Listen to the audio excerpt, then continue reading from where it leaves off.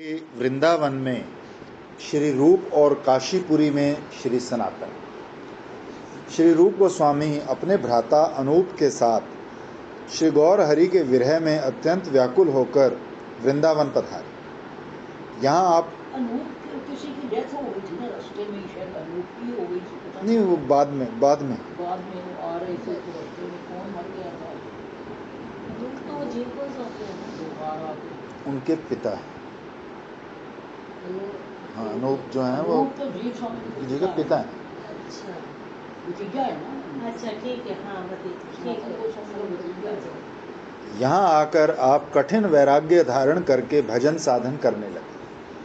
श्री रूप जब वृंदावन पहुँचे तो प्रभु की इच्छा से आपका वहाँ सुबुद्धि राय से सम्मिलन हो गया। ये सुबुद्धि राय पहले गौड़ देश के राजा थे, अब भिखारी वेश में श्री गौर हरि की आज्ञानुसार ब्रजवास करके हरि भजन करते थे। सुबुद्धि राय का संक्षिप्त परिचय देते हैं। सुबुद्धि राय जब गौड़ देश में राज्य करते थे तब हुसैन शाह एक उच्च पद पर आपके यहाँ राज्य कार्य करता था। राजा सुबुद्धि राय परम भगवत भक्त थे। उन्होंने गौड़ देश में बड़े बड़े मंदिर, तालाब, धर्मशालाएं बनवाई थी। एक बावड़ी खुदवाने के समय हुसैन शाह को सब कार्य सौंप दिया। हुसैन शाह बीच में रुपया खा गया। महाराज ने इस अधर्म से क्रोधित होकर हुसैन शाह को बेंतों से पीटा। हुसैन शाह राजदंड को सह गया, किंतु उसकी पीठ पर से बेंतों के चिन्ह नहीं गए। कुछ दिनों में सुबुद्धि राय का राज दिल्ली के बादशाह ने अपने छल बल से छीन लिया और हुसैन शाह को गौड़ देश का राजा बना दिया। जिसको पीटा था। सुबुद्धि राय के चले जाने पर हुसैन शाह के अधीन एक उच्च पद पर राज कार्य करने लगे। समय की बलिहारी जो पहले राजा था वो अब नौकर बन गया और नौकर राजा बन गया। किंतु हुसैन शाह अब भी सुबुद्धि राय का बड़ा मान करता था। संवाद है ना कि हमारा भगवान क्या करता है। हाँ, साधु ने कहा तुम प्रश्न करता हूँ, नीचे बैठो, मैं प्रश्न का जवाब दूंगा, ऊपर बैठो। राजा बैठ गया, उसने कहा मेरा भगवान ये करता है। राजा को नौकर और नौकर को राजा झट बना दे। बहुत सुंदर। और भी है आगे पर विस्तार क्या करना। एक प्रश्न से राजा। एक दिन हुसैन शाह की बेगम ने अपने स्वामी की पीठ पर बेंत के चिन्ह देखकर कहा, स्वामी ये चिन्ह कैसे हैं? तो हुसैन शाह ने सब वृतांत सुनाते हुए कहा, ये सुबुद्धि राय का काम है। बेगम ये सुनकर प्रतिशोध की अग्नि में जल उठी और सुबुद्धि राय को इसके बदले में पुनः प्राण दंड देने को उत्तेजित करने लगी। हुसैन शाह धर्म भीरू और उच्च विचार वाला व्यक्ति था। अपनी बेगम से बोला, सुबुद्धि राय ने पहले हमारा बड़ा मान पालन किया है, अब उसको ऐसा दंड देना महापाप है। किंतु बेगम का हृदय प्रति हिंसा की आग में धक धक कर रहा था। बोली, जो आप उनको फांसी नहीं देना चाहते हो तो हिंदू धर्म से पतित कर दो। बादशाह ने उत्तर दिया, सुबुद्धि राय कट्टर हिंदू है, जो उनको अपने धर्म से गिराया गया तो वो अपने प्राण कदापि नहीं रखेंगे। बेगम अपने हट पर अड़ी रही। बोली, कुछ भी हो, आपको ये काम करना ही पड़ेगा, तभी मेरे को संतोष होगा। संसार में त्रिया हट प्रसिद्ध है। हुसैन शाह को मन मारकर अपनी बेगम का कहना मानना पड़ा और उसने सुबुद्धि राय के मुख में यवन का झूठा करवे का पानी डलवा दिया। सुबुद्धि राय धर्म नाश होने पर जीवन से मरण को अच्छा समझकर समस्त विषयों से वैराग्य लेकर गौड़ देश को छोड़कर काशीपुरी को चल दी।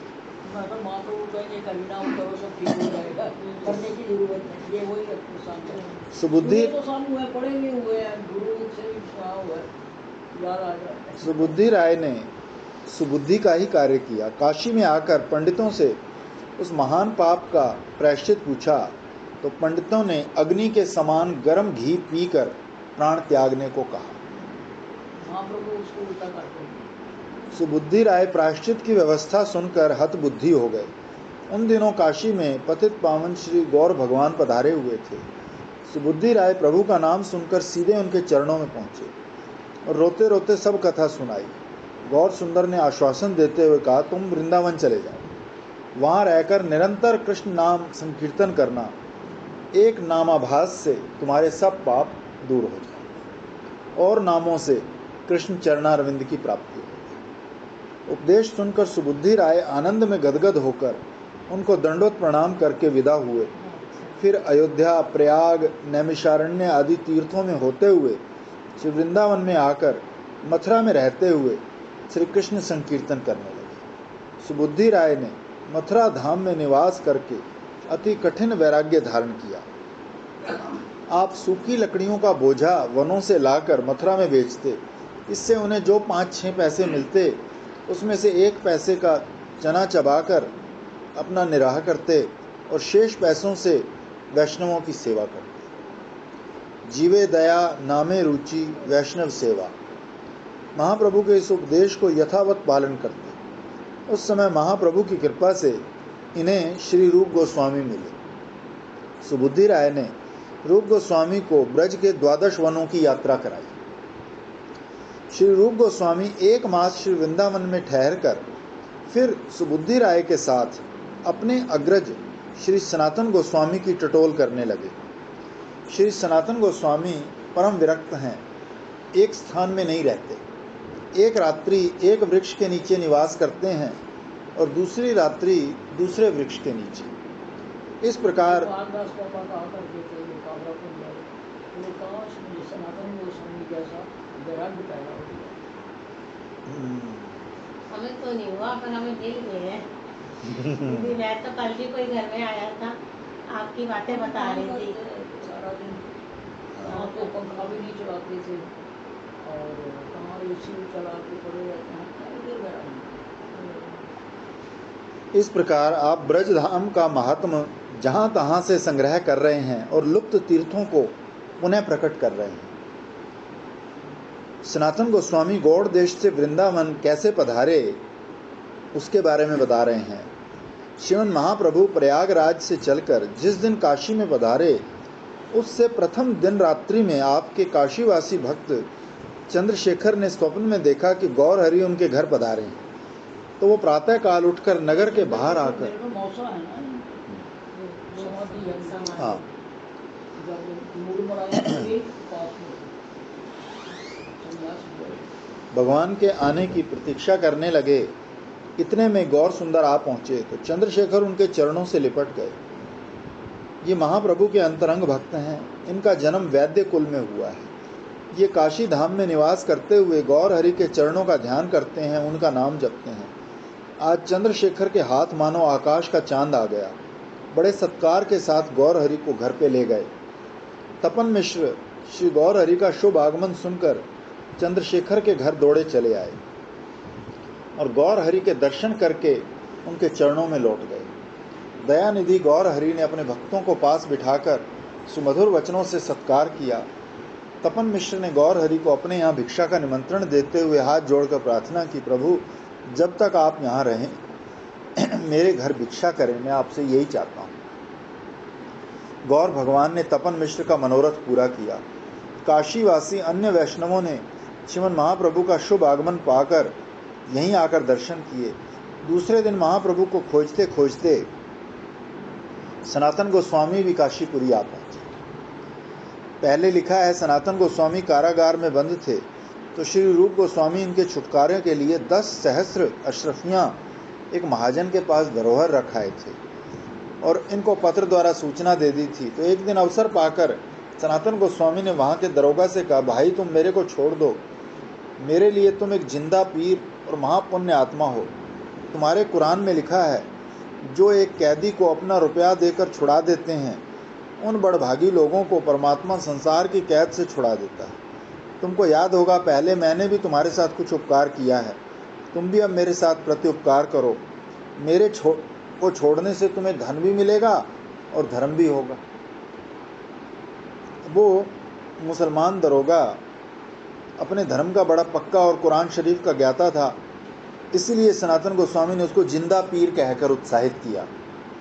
वो बोला, महाशय मुझे बादशाह का बड़ा भय है, ये काम मेरे से नहीं हो सकेगा। सनातन गोस्वामी ने कहा, भाई बादशाह तो आजकल दक्षिण देश गया हुआ है, जब वो आ जाए तो कह देना, हजूर सनातन को शौच के लिए गंगा जी की ओर ले गए थे, हमारे देखते देखते गंगा में कूद कर बह गए, न मालूम कहाँ चले गए, मैंने तो बहुत ढूंढा पर नहीं पता लगा।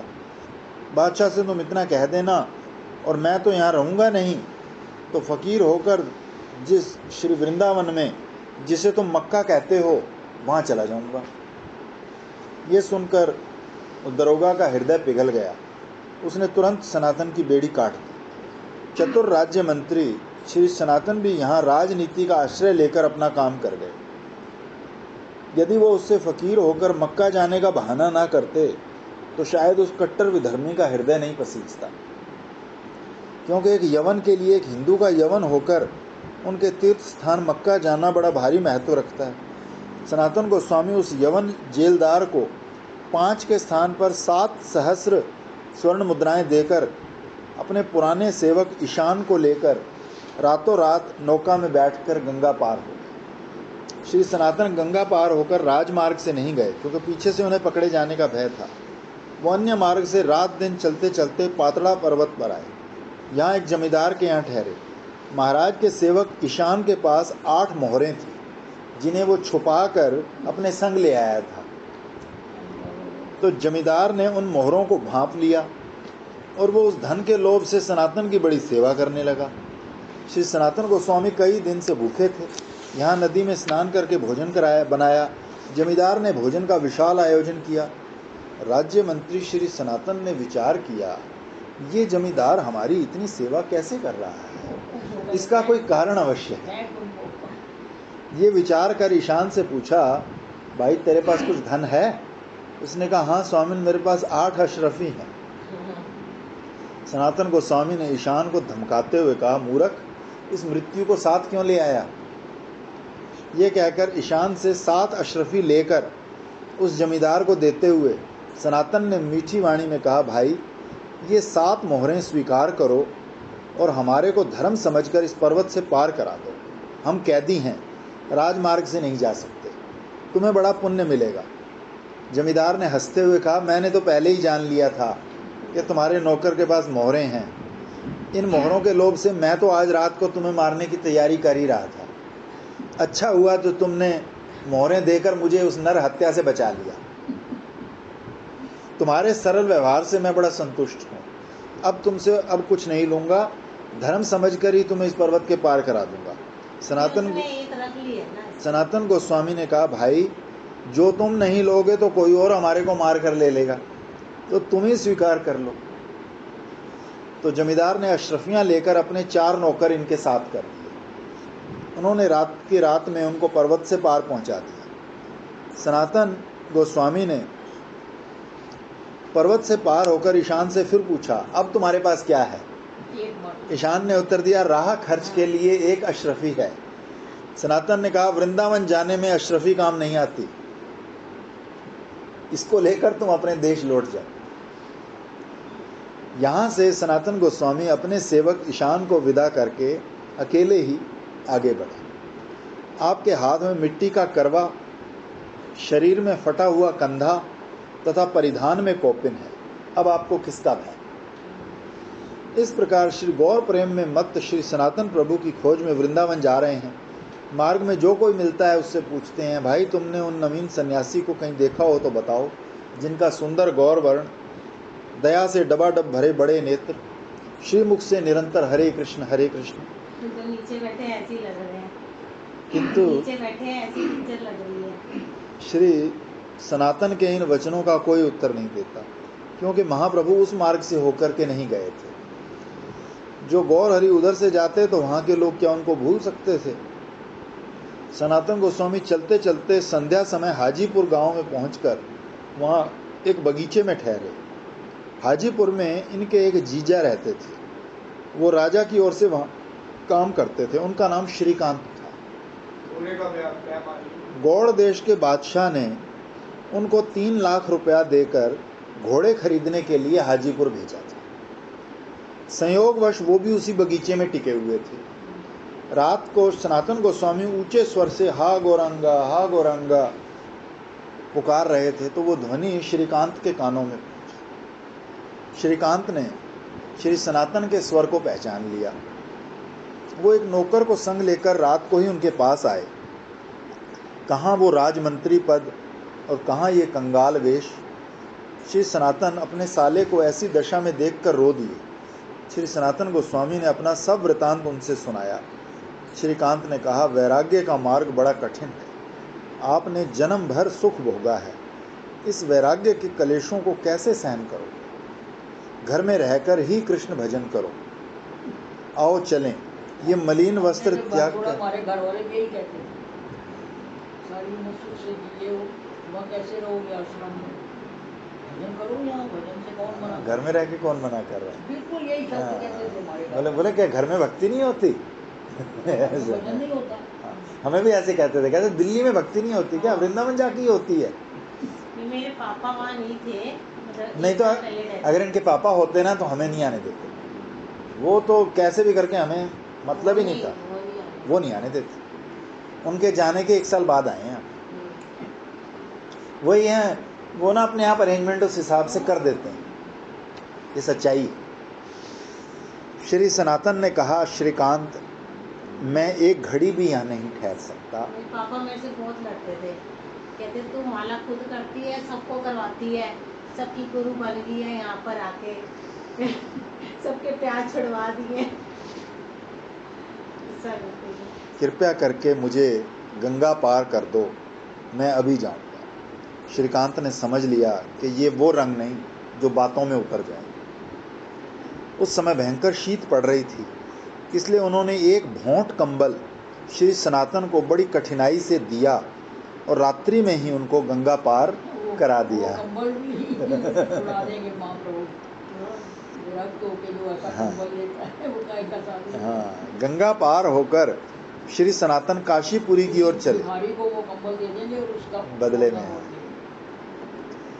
गंगा पार होकर काशीपुरी की ओर चले। उनके मुख से केवल हा गौरांग कृपा निधे, कहाँ हो, दर्शन दो। रात दिन आहार निद्रा का कोई ज्ञान नहीं। जिस बड़भागी के हृदय में प्रेम देवता प्रकट होते हैं, उस जीव को संसार के कष्टों से पार कर देते हैं। चलते चलते कई दिन में बात ठीक है। हम जब छोड़ा ना तब रेलवे की स्ट्राइक थी, वैसे तो मेरे पास फर्स्ट क्लास का पास था, भी था, लेकिन स्ट्राइक थी, ट्रेनें चलती थी तो एयर में भी बड़ी भीड़ थी। मतलब ट्रेन स्ट्राइक हुई तो मेरे कजन ने आज रात को मेरे को कहा, कहते तुमने जाना ही है ना, तो तड़प रही है, तेरा मन गलत रखता नहीं, मैं तेरे को ले जाऊँगा किसी बहाने से और ट्रेन पर चढ़ा के वापस आके इनको बता दूंगा कि मैं चढ़ा आया। आपका तो वैसे ही हो गया रघुनाथ दास के पेरेंट्स को फ़ोन कर दिया, तुम्हारे दीदी को ऐसे चढ़ा दिया है, आप उतार लेना। उन्होंने उतार लिया। उन्होंने उसकी बहन एक डॉक्टर है, उन्होंने फिर गणेशपुरी छोड़ दिया। चलते चलते कई दिन में काशी धाम पहुंचकर श्री सनातन अपने अभीष्ट देव की खोज करने लगे। हा चैतन्य दया निधे, हा गौरांग कृपा निधे। जो मिलता उसी से पूछते, भाई ये गौरवर्ण नवीन सन्यासी देखा है? अंत में खोजते खोजते पता चला कि श्री चंद्रशेखर के घर एक सुंदर सन्यासी ठहरे हुए। श्री सनातन दौड़े दौड़े सीधे पहुंचे और जाकर वहीं ड्योढ़ी पर बैठ गए। भीतर जाने का साहस नहीं, क्योंकि अपने को अति नीच अस्पृश्य पामर समझते थे। अंतर्यामी श्री गौर भगवान जान गए कि बाहर द्वार पर श्री सनातन बैठे। चंद्रशेखर जी से कहा, देखो तो बाहर द्वार पर एक वैष्णव बैठा है, उसको यहाँ लेकर आओ। चंद्रशेखर ने बाहर आकर देखा तो वहाँ उनको वैष्णव के स्थान पर भिखारी वेश में श्री सनातन दिखाई पड़े। उन्होंने महाप्रभु से कहा, महाराज कोई वैष्णव तो नहीं, हाँ एक फकीर बैठा है। गौर सुंदर ने हंसकर कहा, उस फकीर को ही यहाँ बुला लाओ। श्री सनातन गोस्वामी प्रभु की आज्ञा पाकर आनंद में गदगद होकर अजभव वंदित श्री गौरांग चरणारविंद के दर्शन करने के लिए श्री चंद्रशेखर के साथ घर के अंदर गए। श्री सनातन को देखते ही भक्तवत्सल श्री गौर सुंदर अपना आसन छोड़कर दौड़े और उनको पकड़कर हृदय से लगा लिया। सनातन प्रभु को दंडोत प्रणाम भी न कर सके। गदगद वाणी में कहते रहे, प्रभु कृपा निधे, मैं अति नीच अधम हूँ, आपके स्पर्श के योग्य नहीं हूँ, कृपया मुझे छोड़ दें। श्री भगवान अपने भक्त से कैसे मिलते हैं, वो भक्त का कितना मान करते हैं, ये गौर सनातन मिलन से आप भली भांति विचार कर देख लें। भक्त और भगवान का ये मिलन बड़ा मधुमेह है। दोनों एक दूसरे से गले लगकर प्रेम अश्रु वर्षा कर रहे हैं। दोनों के प्रेम अश्रुओं से दोनों के श्री अंग का अभिषेक हो रहा है। भक्त और भगवान के इस प्रेम मिलन को देखकर श्री चंद्रशेखर भी प्रेमानंद में मग्न हो गए। श्री सनातन गोस्वामी जब श्री भगवान के प्रेम आलिंगन से मुक्त हुए, तब वो दांतों में तृण लेकर श्री गौर हरि के चरणों में दंडवत करते हुए बोले, हे दीन बंधु, मैंने आपके चरणों का कभी भजन नहीं किया, तभी मेरी ये दुर्दशा है। संसार में भटकता फिरता हूँ, दीनहीन होकर काम आदि छह शत्रुओं से निरंतर घिरा रहने पर भी अपने को सुखी मान रहा हूँ। सदा नीचों का संग, नीच व्यवहार में मति और नीच कर्मों में ही उल्लास होता है। भगवान, ये दुर्लभ मनुष्य जन्म पाकर भी मैंने क्या शुभ कार्य किया, केवल जगत में हास्य ही कराया। मैं आपकी शरण हूँ नाथ, हे गौरांग देव, मुझ गरीब पर कृपा कटाक्ष करो। हे नाथों के नाथ, त्रिलोकी में सारभूत अपने श्री चरणों का इस अधम को अधिकारी बनाकर कृतार्थ करो। करुणा वरुणालय श्रीमन महाप्रभु सनातन गोस्वामी की दैन्यता और मर्म व्यथा को देखकर अश्रुपात करते हुए हृदय से लगाने के लिए अग्रसर हुए, किंतु वो पीछे को हटकर प्रार्थना करने लगे, प्रभु कृपया करके मुझे स्पर्श न करें, कारण कि मेरा ये अपवित्र शरीर आपके स्पर्श के योग्य नहीं। भक्तवत्सल गौर भगवान ने श्री सनातन की बात सुनी अनसुनी कर दी और उनको अपने हाथ से पकड़कर प्रेम पूर्वक अपने पास सिंहासन पर बिठाकर उनके शरीर की धूल झाड़ने लगे। श्री सनातन प्रभु के इस कार्य से अति लज्जित होकर रोते रोते बोले, प्रभु क्या करते हो, ये पापी शरीर आपके छूने योग्य नहीं। श्री गौर भगवान नेत्रों में जल भरकर बोले, सनातन कितनी दीनता मत दिखाओ, तुम्हारी दीनता देखकर मेरा हृदय फटता है। जब श्री कृष्ण भगवान दयालु होते हैं तो अच्छा बुरा नहीं देखते। वही कृष्णचंद्र आज तुम पर प्रसन्न है। श्री कृष्ण कृपालु ने विषय कूप से उद्धार कर जो तुम पर दया की है, वो मैं कह नहीं सकता। तुम्हारा शरीर निष्पाप है, क्योंकि श्री कृष्ण भक्ति से भरपूर है। तुम्हें स्पर्श करके तो पवित्र होना है। ये कहकर भक्तवत्सल श्री भगवान ने 3 श्लोक पढ़े, जिनका अर्थ इस प्रकार है। श्री विदुर जी के प्रति युधिष्ठिर महाराज का कथन है कि हे प्रभु, आप जैसे भागवत जन तीर्थ स्वरूप, तीर्थ जब पापियों के पाप से मलिन हो जाते हैं, तब आप जैसे संत ही वहां जाकर उन्हें हृदयस्थ गदाधारी श्री भगवान के द्वारा पवित्र करते हैं। श्री भगवान कहते हैं, चारों वेदों के पढ़ने वाला ब्राह्मण मुझे ऐसा प्यारा नहीं, जैसा भक्ति करने वाला चंडाल मुझे प्रिय है। मेरे भक्त को पवित्र जानकर उसकी पूजा करना और उसका आशीर्वाद लेना चाहिए। धर्म, सत्य, दम, तप, अद्वेष, भी, तितिक्षा, अनुसूया, यज्ञ, दान, धृति, वेद अध्ययन, ये 12 गुण जिस ब्राह्मण में हो, किंतु एक श्री भगवान की भक्ति ना हो, तो उससे मन वाणी कर्म द्वारा श्री भगवत चरणारविंद में लगा एक चांडाल श्रेष्ठ।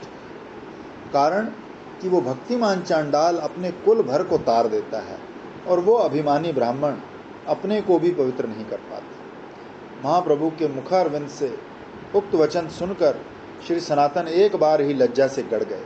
वो आगे कुछ नहीं कह सके। नीचा मुख किए हाथ जोड़े महाप्रभु के पास बैठ गए। आत्मग्लानि की अग्नि में जल रहे थे। भगवान का गुणगान करके जैसे भक्तों को सुख होता है, वैसे ही भक्तों के गुण गाकर भगवान भी आनंद मानते हैं। बोले, सनातन तुम जैसे हरि भक्तों के दर्शन करके ही नेत्र सफल होते हैं। तुम सरीखे भक्तों के अंग संग से ही देह धारण का फल मिलता है। तुम्हारे सदृश भक्तों के गुणगान से ही जिह्वा सफल होती है। ये शास्त्र का सिद्धांत है। किंतु आप सरीखे भक्त ही जगत में दुर्लभ हैं। महाप्रभु की वाणी इस समय श्री सनातन गोस्वामी को बाणों के समान लग रही है, परंतु प्रभु के कृपा बल से चुपचाप बैठे सुन रहे हैं, करें भी क्या। अब श्री गौर सुंदर श्री सनातन गोस्वामी की कुशल पूछते हुए बोले, सनातन, श्री कृष्ण बड़े दया में पतित पावन है, जिन्होंने कृपा करके तुम्हें रौरव नरक से निकाल लिया। श्री सनातन ने रोते रोते कहा, प्रभु गुण निधि कृपा निधि, मैं श्री कृष्ण को नहीं जानता। आपकी कृपा रज्जु से ही मेरा विषय कूप से उद्धार हुआ है। मुझे तो बस इतना ही पता है, तथा मैं तो आपको ही श्री कृष्ण मानता हूँ, आपकी कृपा को ही श्री कृष्ण कृपा समझता हूँ। श्री सनातन की बात सुनकर कृपा में गौर सुंदर केवल मुस्कुरा दिए। फिर बोले, अच्छा ये बताओ तुम कैसे छूट कर आए। तब श्री सनातन ने पूरी कथा कह सुनाई। तदनंतर महाप्रभु ने बताया कि उन्हें उनके कनिष्ठ भ्राता श्री रूप और अनूप प्रयागराज में मिले थे, जिन्होंने उन्हें वृंदावन भेज दिया है। श्री सनातन अपने भाइयों पर गौर सुंदर की अपार कृपा देखकर पुनः पुनः उनके चरणों में लौटने लगे। तत्पश्चात गौर हरि ने उनको चंद्रशेखर और तपन मिश्र से परिचय कराया। श्री सनातन पर गौर हरि की अपार कृपा देखकर वे दोनों चकित रह गए। तपन मिश्र ने उस दिन श्री सनातन को भी निमंत्रण दिया। श्री गौर हरि ने चंद्रशेखर को पास बुलाकर कहा, इनका क्षौर कर्म करवाकर इन्हें वैष्णव बनाओ। चंद्रशेखर ने श्री सनातन को गंगा तट पर ले जाकर उनका क्षौर कर्म करवाकर उन्हें दिव्य वैष्णव वेश से अलंकृत कर दिया। आप श्री सनातन को नवीन वस्त्र देने लगे, परंतु उन्होंने उसे नहीं लिया, फटा पुराना ही वस्त्र ग्रहण किया। चंद्रशेखर ने ये बात घर आकर श्री गौर हरि से कही, तो श्री गौर हरि सनातन के इस त्याग पर बड़े राजी हुए। आज गौर हरि के मन में बड़ा आनंद है, क्योंकि आज इन्हें अपने अनन्य दास सनातन मिले। श्री गौर सुंदर मध्याह्न कृत्य करके सनातन को संग लेकर तपन मिश्र के घर भिक्षा करने को पधारे। तपन मिश्र ने प्रभु के चरण प्रक्षालन कर आसन पर बिठाया। गौर हरि ने तपन मिश्र से कहा, मिश्र पहले सनातन को भिक्षा कराओ। तपन मिश्र ने निवेदन किया, प्रभु सनातन का अभी कुछ भजन शेष है, पहले आप भिक्षा कर लीजिए, फिर सनातन भी पालेंगे। अंतर्यामी श्री भगवान जान गए कि आज सनातन को मेरे प्रसाद की इच्छा है, तो फिर कुछ नहीं बोले। श्री गौर सुंदर के भोजन उपरांत विश्राम करने पर तपन मिश्र ने प्रभु का उच्चिष्ट पात्र सनातन को दे दिया। महाप्रभु का अधरामृत सिक्त प्रसाद पाकर कृतकृत्य हो गए। श्री सनातन के मन में आज अपार आनंद है। श्री गौर सुंदर का अवशेष प्रसाद पाकर आप आनंद स्वरूप हो रहे हैं। आपका वैराग्य पहले से 4 गुना बढ़ गया।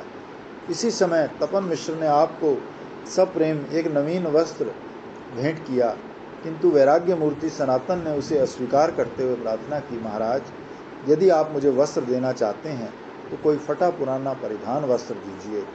तपन मिश्र ने जान लिया गौर हरि की कृपा से सनातन का विषय रोग दूर हो चुका है। आपने और कुछ न कहकर अपनी एक पुरानी धोती उनको दी। सनातन ने उस धोती के 2 भाग करके कोपिन और बहिर्वास धारण कर लिया। ध्यान रहे, इससे ये शिक्षा मिलती है कि वैरागी को कोपिन और बहिर्वास आदि के लिए भी नूतन वस्त्र की अपेक्षा नहीं करनी चाहिए। तपन मिश्र के घर महाप्रभु के भक्त उन महाराष्ट्रियन ब्राह्मण से भी सनातन का परिचय हुआ। उन्होंने श्री सनातन से प्रार्थना की कि जब तक आप यहाँ रहें मेरे ही घर भिक्षा करें।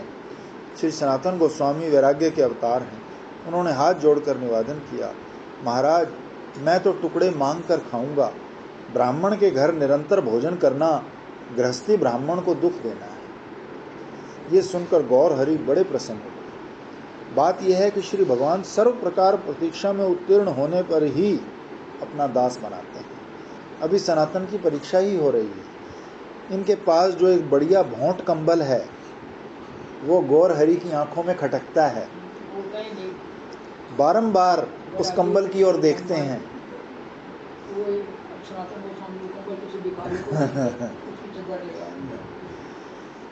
श्री सनातन गोस्वामी बड़े बुद्धिमान हैं, जान गए कि ये कंबल प्रभु को अच्छा नहीं लगा। उस कंबल की बला को दूर करने के लिए गंगा तट पर पहुंचे। वहां देखा एक गौड़ीय वैष्णव अपनी फटी पुरानी गुदड़ी को धोकर सुखा रहा था।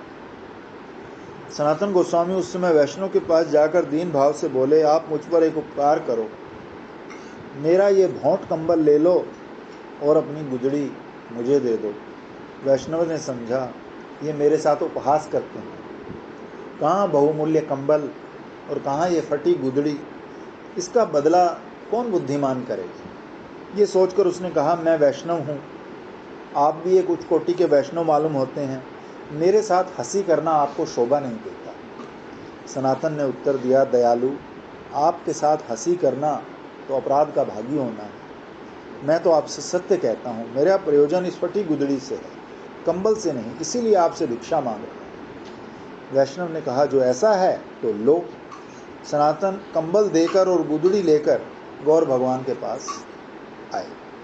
अंतर्यामी गौर हरि सब कुछ जानते हुए भी सनातन गोस्वामी से पूछा, सनातन वो बढ़िया कंबल कहाँ गया। सनातन गोस्वामी ने हाथ जोड़कर कहा, प्रभु मैंने सोचा कि जिन कृष्ण ने कृपा करके मेरा विषय रोग छुड़ा दिया, उन्होंने एक कंबल रूपी रोग ही क्यों शेष रखा। सदवैद्य तो रोग को निकालकर उसकी जड़ को भी निकाल डालते हैं। जब मैं बढ़िया कंबल ओढ़कर भिक्षा मांगता था तो लोग मेरा उपहास करते थे। जब हमारे गुरु जी ने हमको साक्षात्कार किया ना, तो दो दिन जागो कर, तो हमें ऐसा लगा कि उनको सर्वस्व देंगे। मेरे पॉकेट में 150-150 होगा, उन दिनों 150 रुपया हाँ, बहुत बड़ी बात। बड़ी बात थी। मैंने उन्हें कहा कि ना बाबू दिल्ली कैसे जाएगी वापस आज, मैं तो टिकट मेरे पास है, ये खाना नहीं खाएगी रास्ते में। अच्छा मैं समझ गया, अब सब मेरी जिम्मेवारी है, तो मेरी समर्पण है तो बाबा जाए। तो बाबा ने तो पहले ही एक कार भी अरेंज की हुई, मुंबई में किसी के घर खाना भी अरेंज किया हुआ, तो इसको फलाम गाड़ी में चढ़ा देना और साथ में रास्ते का भी खाना देना। कहते अच्छा मैं समझ गया, अच्छा ठीक है। सो श्री भगवान ने आज मेरा शेष रोग भी दूर कर दिया। ये कहकर सनातन प्रभु के चरणों में लौटने लगे। श्री गौर भगवान ने उनको अपने श्री हस्त से उठाकर हृदय से लगाकर अपने पास बिठाया। उस समय श्री सनातन की महाप्रभु के मुखारविंद से सदुपदेश सुनने की प्रबल इच्छा थी। अंतर्यामी श्री भगवान ने उनके हृदय का भाव जानकर उनको वैष्णव धर्म के निगूढ़ रस तत्व के संबंध में प्रश्न पूछने की शक्ति प्रदान की। काशी धाम में श्री तपन मिश्र के भवन में बैठकर स्वयं भगवान श्री गौरांग महाप्रभु से श्री सनातन गोस्वामी ने जो अपूर्व शिक्षा प्राप्त की, ऐसी उच्च और सूक्ष्म धर्म तत्व की शिक्षा एकमात्र जगत गुरु श्री कृष्ण चैतन्य महाप्रभु के बिना अन्य कोई नहीं दे सकता, और बिना उनकी शक्ति संपन्न हुए कोई व्यक्ति ऐसे प्रश्न भी नहीं कर सकता। धर्म के तत्व को समझना बड़ा कठिन है। श्री गौर भगवान ने पहले राय रामानंद को भक्ति रस तत्व कथन करने की शक्ति दी थी। यहाँ श्री सनातन गोग्य परमी को भक्ति रस तत्व धारण करने की शक्ति प्रदान की है। महानुभावों का कथन है कि श्री भगवान की कृपा बिना भक्ति रस तत्व को ना कोई जान सकता है, ना कोई कह सकता है। कृपया ध्यान रहे, अगले अध्याय में उक्त सब तत्व कथा विस्तार से कहेंगे। जय गौर, जय गौर, सनातन शिक्षा श्री निताई। अलग भी है जी।